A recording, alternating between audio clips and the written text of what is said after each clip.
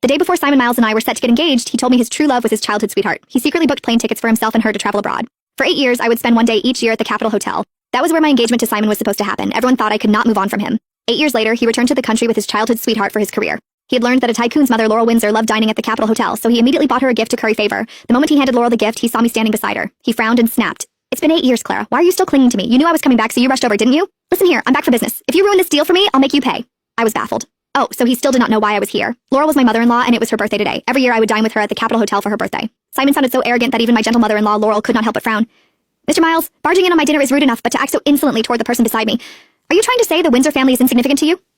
As the mother of the wealthiest tycoon, Laurel's voice held natural authority. She gave Simon a cold, warning look as she spoke. Simon panicked when he heard this.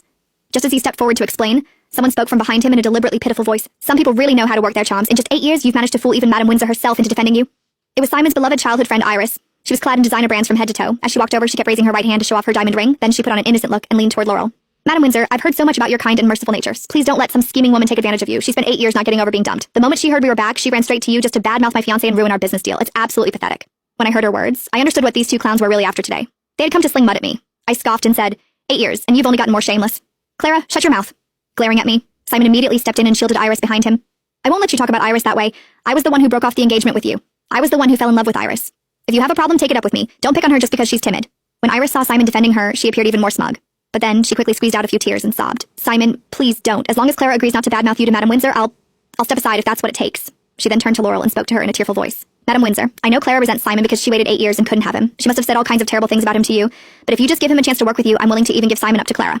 Simon grew anxious upon hearing this. He immediately stepped forward and embraced Iris. His voice was filled with tenderness as he said to her, "What are you saying, Iris? You're the only one I've ever loved. Clara means nothing to me. Why would I ever leave you for her?" He then turned to me again and said patronizingly, "Clara, I know you're obsessed with me.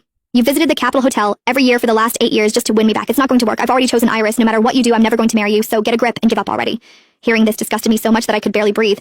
8 years had passed. How could this man still be so shameless? I took a deep breath before looking at him coldly and replying, "You need to get your head checked. Seriously, get out of my sight. Marry you? I wouldn't even look at you if you were the last person on earth." Simon's expression darkened. He had not expected me to say such a thing. Just as he stepped forward to retort, a young childish voice rang out behind him. "Grandma, it hurts so much." Gentle and adorable Elio Windsor ran over while clutching his arm. The maid behind him looked visibly anxious. "Madame Windsor, Elio suddenly seems to be having trouble breathing. He says his arm hurts terribly too." Hearing this, Laura's expression changed dramatically. She hurriedly went to check on Elio. "What's wrong, my sweet boy? Come here, let me see." She raised Elio's arm and noticed that he looked unwell. His neck appeared strained and he was struggling to breathe. Seeing this, I also grew anxious and rushed forward. I wanted to pull Elio over to see what was wrong. However, Simon beat me to it. He pulled Elio into his arms and spoke in a fawning tone. "So, this must be the son of the tycoon, Mr. Windsor? He's the spitting image of Justin Windsor. His mother must be stunning." I had no patience for his flattery and sharply said, "Simon, give me the child. Can't you see Elio's